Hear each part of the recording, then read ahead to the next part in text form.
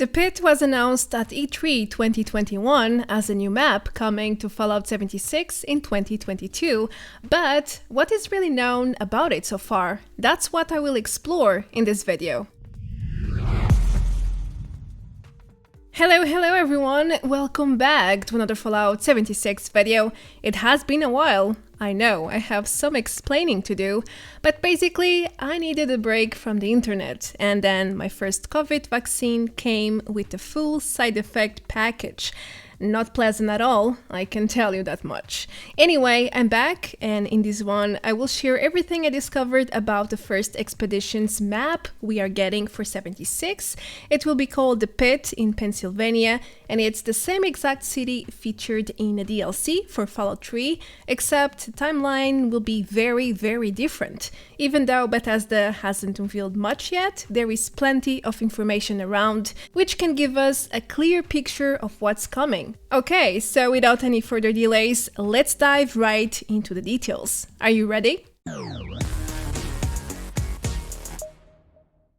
The first fact I want to point out is that the 76 Pit will be a much different city than the one we know from Fallout 3, and that's because the timeline is very far apart. We are talking about over 150 years, and that's a very long time. It includes several generations even. Anyway, according to the Fallout Wiki, the franchise develops across around 200 years, starting in 2202 in 76, now 2103 since the Wastelanders DLC went live, and it extends as far as 2287 in Fallout 4. The Pit DLC for Fallout 3 is set in 2277 though.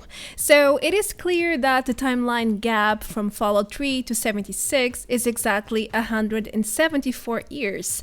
Needless to say that the Pit we know is not going to be the same exact Pit featured in the upcoming expedition system. Sure, the cityscape probably didn't change radically, but when it comes to factions, I think they do. The people, the enemies, and even the flora, they are certainly not the same, well, so many years back. And that's mostly because the environment is supposed to be a living nightmare, as I will explore in the next points.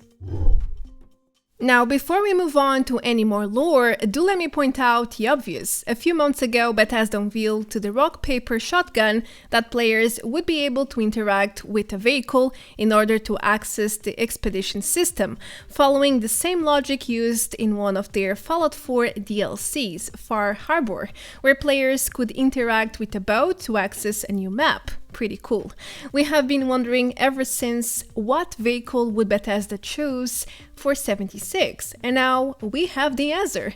The first vehicle of election will be the Vertibirds, also known as the Fallout helicopter.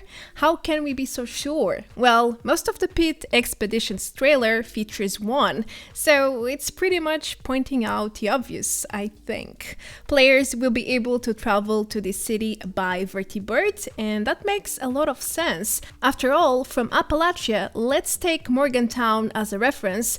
If you set route to Pittsburgh, which is the city that became the Pit later on, we are talking about 70 to 80 miles, which could take up to 1 hour 40 minutes to reach by car, according to Google Maps at least. But as we all know, it's the wasteland and most roads are blocked, there are enemy blockades all the time, rat storms, a lot of things could go wrong by land. So the safest way is clearly by air, which conveniently happens to be the fastest one as well. Good for us that Vertibirds are all over the place. There are even a few in the Watauga region alone, so it shouldn't be too difficult to get one back into the skies. As such, I think it's no surprise that Bethesda chose this vehicle to lead us to the very first 76 expedition. The next point is not set in stone, far from it, but it's one of these things that makes a lot of sense, especially if you think about all the hints we have already. The Brotherhood of Steel is most likely going to be behind the new expedition. Who else to assemble such a mission to start with? I'm not sure the settlers would be into this depth of military-grade job. The nearby scavengers would surely not want to risk their lives going into a place where a nuke fell not too long ago, and I doubt any of the raiders even knows how to operate a Vertibird. Just saying. So why would any of these factions go to the pit? Miles away, filled with rats, and who knows what dangers are lurking there. In Fallout 3, there were some peculiar monsters around already. Anyway, it's pretty obvious the mission is of great importance if we are going there like that, and I can only come up with one option behind all of this. It has to be the Brotherhood, especially now with the Steel Rain DLC where the internal conflicts are coming to an end, and the Brotherhood Appalachian chapter is settling in. They are here to stay and to help the community as much as possible. Moreover, we now know that transportation for the pit is the Vertibirds, and who better than the Brotherhood of Steel to operate them? There's even a giant landing pod at Fort Atlas, which has absolutely no use yet, but I'm sure that will change once the expedition system goes live. But if you are not convinced yet, let's take a closer look at the pit trailer. First of all, we have a pilot and comms person trying to establish contact with the rest of the team. There is no Brotherhood insignia anywhere, but we know as a matter of fact that this is no ordinary survivor. It's someone with flight knowledge, otherwise he wouldn't be on the pilot seat, right? Maybe even a military background. Anyway, if we move forward, we can spot the first injured squad member or body, if it's dead already, which is equipped with a mountain scout or veteran outfit. It's evident in the close-up. Now, this is not a Brotherhood uniform, but it is certainly a military one. It could be a mercenary or something else. Anyhow, if you take a closer look to the left side, you can spot another body, and this time it's someone wearing the Brotherhood of Steel Special Ops uniform from daily operations. The last squad mate is getting dragged by something or someone, and unlike the other three, the member has a Pip-Boy and is also wearing a veteran outfit from the little I can see. What does this all mean though? Well, first we have a squad of 4 members, which is ideal for our system. 4 members or teammates is the max per team. The squad is called Delta as per in the trailer. Expedition Squad Delta, report, over. All members are wearing military gear and guns. One of them is clearly from the Brotherhood of Steel, judging by his clothing. 3 of them seem to be injured or dead, and the remaining member is trying to establish contact with them via radio, but sadly with no success. We all know why. They are pretty much dead or soon to be. Now, if we go forward 150 years into time, in Fallout 3, the Brotherhood would almost wipe out the Pitt's population. So maybe this is the start of something bigger, and it may or may not connect with the already known history of the Pitt. One thing is for sure though, the Brotherhood seems to be involved in many different ways with the expedition to the Pitt. What do you think though? I could be wrong, but I have a feeling they will be behind all of this. Alright, the Pitt expedition will present a very different scene from what we have in Appalachia.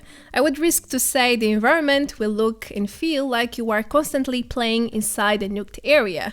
Yeah, the early version of the Pitt will be highly irradiated, and that's because several warheads landed right on the city, which once was Pittsburgh before the Great War. Now, in the Pitt trailer, we can hear the radiation levels intensifying to deadly levels, which suggests players will only be able to safely explore this new map with proper equipment, either using hazmat suits or power armor. When it comes to demography, I don't think the Scorched Plague will be an issue here, at least not yet. Instead, I would expect to see a lot of ghouls, especially glowing ones due to the high radiation levels, but that's probably the least of our problems. Why though? Well, that leads us to point 5. In a recent article, Bethesda said the Pittsburgh city is devastated and it became dominated by mutated monstrosities and other threats. This statement might sound obvious at first, but there's a lot of information you can squeeze out of it. First of all, it tells us that possible new enemies are on the way, the kind of mutated creatures that was never seen before, again due to the extreme high levels of radiation in the area, which composes a very toxic environment by itself. But besides radiation, there's also a lot of concentrated pollution from the old steel mills. I'm sure that both elements together will create stuff straight from nightmares. I'm sure scorch beasts will look like sweet, lovely creatures in comparison to what we will find in the pit. Anyway, it's not only the air that is highly toxic in the pit, the water is highly contaminated as well, and at first the residents were not aware of how polluted their water sources were, which later would afflict the entire population with genetic diseases and mutations. If you played the respective DLC in Fallout 3, you surely remember the Wildmen, human enemies who descended to their primal state, losing most of their brain function, pretty much. There were also the Trog enemies, which is caused by a genetic disease, and it completely transforms the human body into this sort of human ghoul frog sort of creature, but that's a bit far into the future. I don't think these diseases existed right after the nukes fell. They were still in the mix, as you would say. As such, I would expect a very different population from the one we can find in Fallout 3. Possibly survivors, scavengers, early gangs, and lots of monstrosities, as Bethesda already confirmed. Now, let's talk about some recent news. Last week, Bethesda talked to The Paste, where they claimed the expedition to the pit will be a complete new map. It's not just a system or a feature, it's an open world map like the one we have now, and it will come with everything you should expect from a Fallout game. Bethesda said there will be plenty of story, NPCs, and places to explore, which strongly suggests the pit will follow the footsteps of the main Appalachian map, possibly at a much smaller scale, but nonetheless, the creation steps will be the same. And that's great news, because I think we are all tired of daily operations and the small, short dungeon logic it implies. At least I am very saturated of it. I think exploration, missions, and adventure is something far more interesting to experience, and I think you guys share the same opinion. For a very long time now, Bethesda has made it clear that the expedition system will be an open-world-oriented experience. It's something that worked very well in previous Fallout games, and it's something the 76 team has agreed to go forward with. Now, Bethesda wants us to adventure off-map, to explore different places outside of Appalachia, and that is pretty exciting. So I think it's safe to say that you can expect a new map with total freedom to do as you please. The game design is surely not going to be linear or forceful, like it happens in Daily Ops, for example, where you have to follow this sequence of objectives and you can't go outside of this small dungeon. You will be able to roam freely, make your own adventure at your own pace, and that's something exciting, don't you think so? Okay, now back to the lore. From the Fallout 3 and 76 stories, we know as a matter of fact that some local gangs started to rebuild Pittsburgh right after the nukes went down, but many others decided to leave due to the ongoing conflicts and hazardous conditions in there. Some of the locals traveled towards DC before taking a train to Appalachia, where they would then form the foundation in 2103 as we know it. Yep. Our fellow settlers, or some of them at least, originally came from the pit, which is very interesting and it will surely anchor with the upcoming expedition system. Some of the Foundation settlers surely have valuable intel on what can be found there, or at least what they left behind. Who knows? Maybe one of them will even offer or volunteer to come as a guide. I can see that working out very well, but there's a lot of ways the story could go. Right now, all we can do is speculate about the future, but the past is already set in stone. Around the same time, in 2103, some of the local gangs started rebuilding Pittsburgh, which they would then rename as the Pitt. But to rebuild, they needed manpower, and as you can imagine, it's not like there were flocks of people around after several warheads hit the land. To solve their lack of human resources, the raider gangs started to enslave the few survivors they found. At least resources were not an issue. Junk and scrap could be found almost anywhere in the city, so at least that. But this was just the beginning of a slavery-based society. As decades went by though, things changed a lot. The population degenerated due to many reasons, the main one being genetic diseases and lack of living conditions, as you can imagine, leading to the strongest commanding the weakest and enable all sorts of crime. Cannibals and rapists came to rise as a dominant force in the city. Needless to say that the city's reputation became a no-go zone for everyone, especially travelers. Thankfully, all of this human terror would take some decades to develop, so I don't think our expedition in 76 will reveal such a terrible and tragic reality. I would say at most we will see the enslaved workers, but more than that, I don't think we will. It's too far ahead for the timeline we have in 76. But who knows, maybe there's something else going on. I'm pretty sure Bethesda will go creative and surprise us as they usually do. Well, at least the city map shouldn't have changed too much, well compared to Fallout 3 of course. I do believe most of the major areas of the city were and will be kept, such as the steel yard, which would then be operational after the war, as well as the bridge, the downtown, uptown, and of course the underground. We should expect way less new buildings and constructions though. There should be way more destruction and chaos too, because the war is very fresh still, so that's something you should expect as well. Remember, the 76 timeline is over 150 years back, prior to the events of Fallout 3. But overall, I don't think we should expect a radically different map if Bethesda plans to create the Pit as big as it is in Fallout 3. It's only a matter of logic. Moving to some juicy news, Bethesda has recently told The Paste about how the expedition system gives them a tool to provide really different locations over time. In other words, this system will work as a foundation to expand 76 even further and open up new smaller maps outside of Appalachia. Bethesda went as far as saying they might be able to create expeditions at a more frequent basis instead of a giant new landmass sort of thing, which suggests the Pit is only the beginning of a long journey. They also said this is the immediate direction they are taking for now. So, ladies and gentlemen, it might take some time, but I think the future of 76 entails plenty of exciting expeditions all over the US. The last point I have for you is about how the Pitt expeditions is most likely and most certainly going to be free. Now, there is no confirmation yet, don't get me wrong there.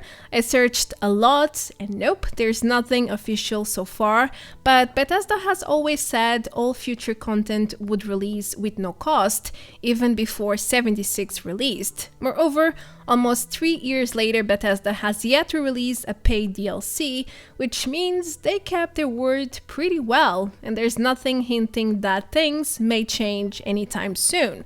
They did say DLCs would be free for years to come, so I think we can assume the Pit will follow the same logic. But again, things could change.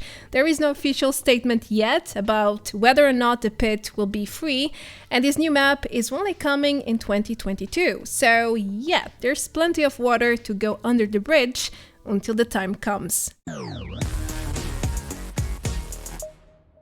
The Pitt expedition is under development right now, and it's still too early to know exactly what is Bethesda planning to release or deliver as a final product. I mean, just a few months ago, data miners discovered huge files hinting that the first expedition would take place in DC, but now we know that's not going to happen. I mean, DC could still become an expedition option at some point in time, but it doesn't look like it will be the very first one. Anyway, there's still a lot of time left, and I'm sure Bethesda will unveil a lot more information about the Pitt and the expedition system overall as we get closer and closer to 2022. For now, that's everything I have for you. I hope you learned something new. If you did, don't forget to leave a like and comment below to help the channel. As usual, a huge thanks to all my dear supporters. You guys are the best. I am Vertibirds. Thanks for having me, and I will see you very soon in the next video. Until then, take care. Adeus. Bye bye.